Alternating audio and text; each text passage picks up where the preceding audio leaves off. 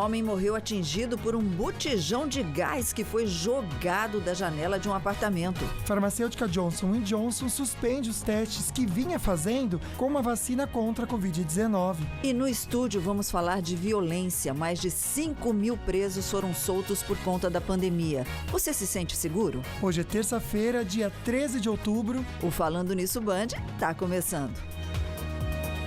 Hello! Terça-feira, que solzaço lá fora. Oi, Luquinha. Pois é, boa tarde, Sol. Boa tarde para você aí de casa. Bora entrar com muita informação. O programa de hoje excelente para todo brasileiro. Pois é, presta atenção, não pode ter medo não, porque a gente vai fazer um alerta e a gente vai aprender, né, com o nosso entrevistado. Mas antes, bora para a mensagem do dia? Alimentar nossa alma e o nosso coração. Muitas vezes você pode achar que é o fim, que não tem mais solução, que acabou. Entra o desespero, é justamente nesse momento que vem Deus surpreendendo você. Perca a fé não. Esse é o nosso toque de hoje. Luquinha, o que tem de prêmio hoje? São 2 super kits para você que está em casa pelo nosso facebook.com/Falando Nisso Band. Olha só, um tem kit Ortovip, Tracta, Cooper e também Polipet e o outro super kit Tarumã. Curtiu cada fotinho, marcou, você compartilha e já participa também.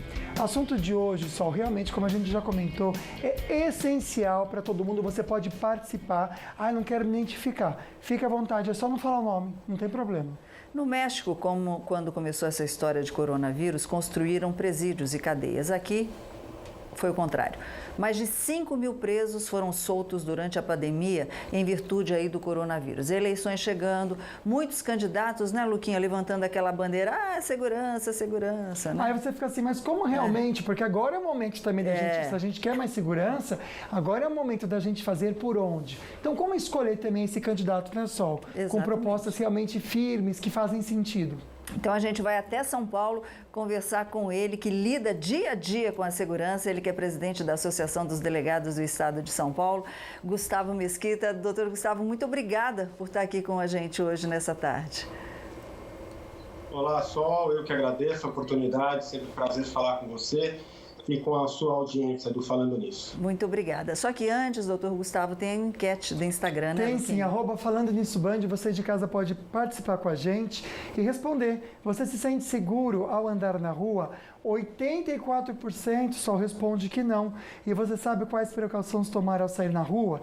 70% acredita que sabe, viu? Mas a gente vai reforçar isso para você também. Vamos participar então e fazer suas perguntinhas. Pois é, doutor Gustavo, nós demos um número aí de mais de 5 mil presos soltos durante essa pandemia aí pelas ruas do estado de São Paulo.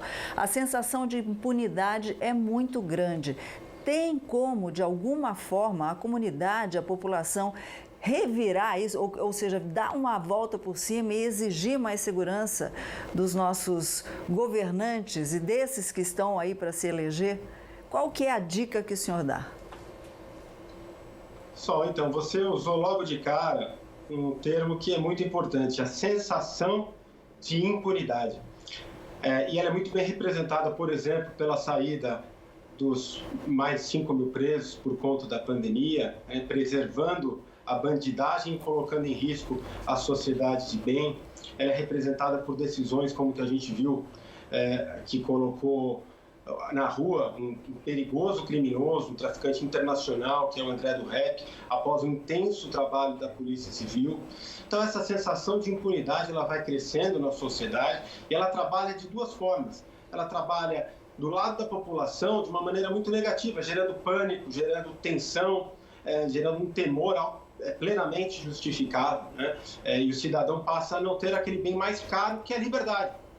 O cidadão de bem passa a ficar cada vez mais preso em casa, deixando de fazer as coisas que ele quer fazer com a sua família, que ele tem direito de fazer, e os bandidos ficam cada vez mais soltos, esses sim passam a ter liberdade.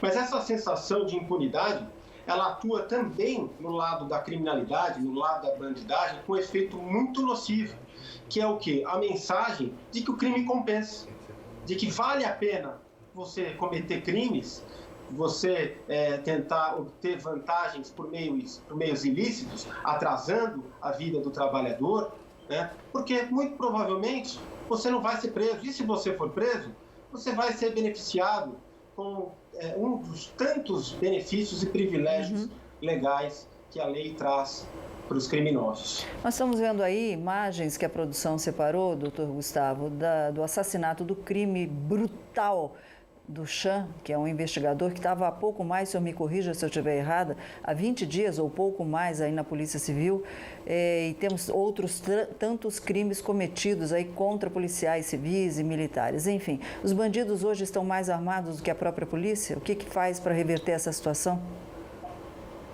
Esse é um fato tristíssimo, é uma tragédia, é um fato que abalou demais a Polícia Civil, a família policial civil, né?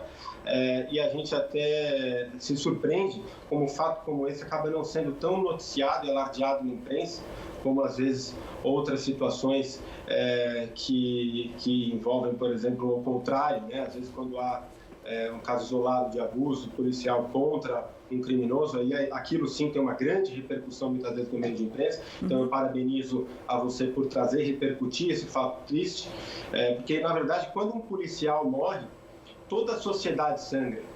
A morte de um policial, para além da perda de uma vida, da tristeza da perda de uma vida, ela representa um atentado a toda a sociedade, a todo o Estado de Direito, porque o policial ele representa o poder do Estado em prol da população, em prol da defesa das instituições democráticas. Então, esse é um fato muito triste, além da questão humana, também por uma questão social.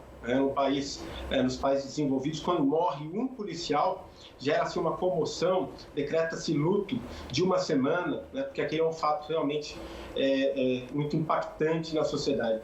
E aqui acaba sendo mais um, quase que como se fosse uma consequência natural da profissão do policial, a consequência a morte, né? E a gente não pode aceitar isso. Ok. Tem perguntinha que chegou pra gente de vídeo, vamos assistir. Boa tarde, Sol, Luquinha. Eu queria saber como posso evitar um assalto no meio da rua. Pois é, doutor, uma dica aí para o pessoal que está assistindo. Bom, então realmente cabe a gente, né, diante dessa situação, o bom seria que a gente não tivesse que se preocupar com isso, né? Então é importante frisar, nada melhor do que a população, a maior autoridade pública desse país, que é o cidadão brasileiro, exigir das autoridades competentes segurança. Segurança não é uma faculdade, um favor do governo para com a sociedade, para com a população. Ela é uma obrigação. Ninguém é melhor do que o cidadão que continuar exigindo segurança, o combate à impunidade, por todos os meios possíveis, tanto nas eleições, votando bem, como depois cobrando dos seus representantes, né? Agora, há algumas maneiras, sim, que a gente pode adotar, algumas posturas que nós devemos adotar em público para evitar que sejamos vítimas de um assalto. Uma delas é que a gente adote uma postura vigilante, uma postura sempre, não só que estejamos vigilantes, né, efetivamente tendo cuidado com os objetos de valor, cuidado com a carteira, com o aparelho celular, joias, mas que nós demonstremos ao redor que nós estamos também vigilantes. Okay. Então, por exemplo, ficar ao celular demonstra uma atitude displicente, que para o criminoso que está procurando uma vítima, ele vai preferir aquela vítima que está sem atenção, que está vulnerável, porque realmente ela vai estar numa situação mais vulnerável. Então, atitudes de vigilância sempre. E daqui a pouquinho a gente dá dicas também para quem está no trânsito, como evitar, de repente, algum assalto. Sol. Muito bem. Agora a gente vai até a redação do Falando Nisso, hoje com o nosso repórter Pedro Souza. Muito bem-vindo, Pedro, ao Falando Nisso aqui. Muito boa tarde. Pedrão, a Polícia Federal pediu a inclusão do nome do traficante André do Rap, um dos líderes do PCC, na lista de procurados da Interpol. Ele é apontado aí como responsável por gerenciar o envio de drogas à Europa e foi solto aí, como a gente viu ontem, por determinação do ministro do STF, o Marco Aurélio Mello. Tem alguma pista dele já, Pedro? Como é que está essa situação? Boa tarde, Sol, Lucas, os amigos estão falando nisso. Olha só, a Polícia Federal trabalha nas buscas pelo traficante André do Rap e acionou agentes brasileiros que estão na África, Bolívia e Paraguai, possíveis pontos de fuga do criminoso. A Interpol recebeu informações e deve publicar o nome dele hoje ainda na lista dos mais procurados do mundo. mais de 600 policiais estão mobilizados na Força Tarefa, que reúne a Polícia Civil de São Paulo e também do Paraná atrás do criminoso.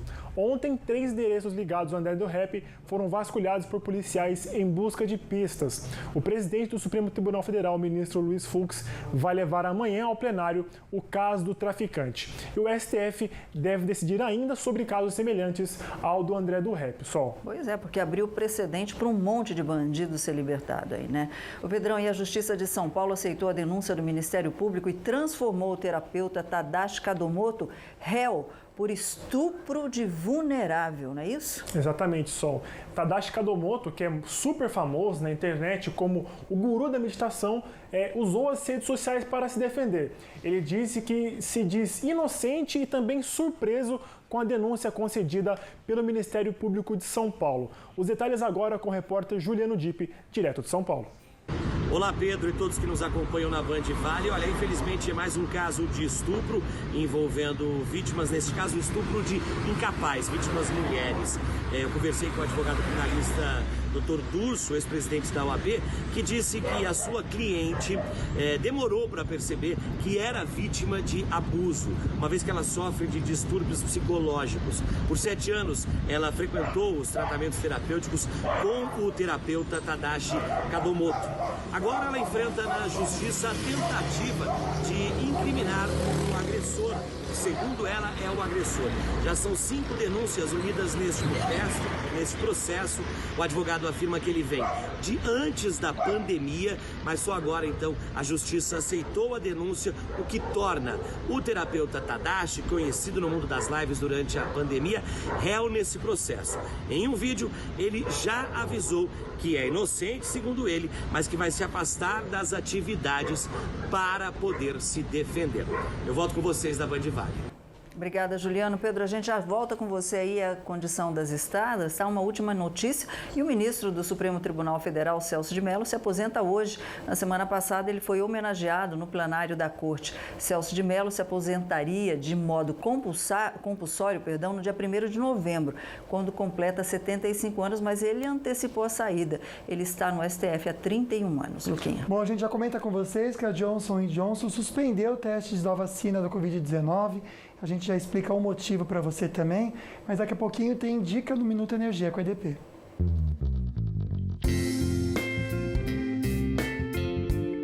Olá, meu nome é Thiago Lafalce, sou gestor na EDP e daqui a pouco eu vou falar sobre um projeto de eficiência energética que já realizamos em mais de 19 mil clientes em nossa área de concessão.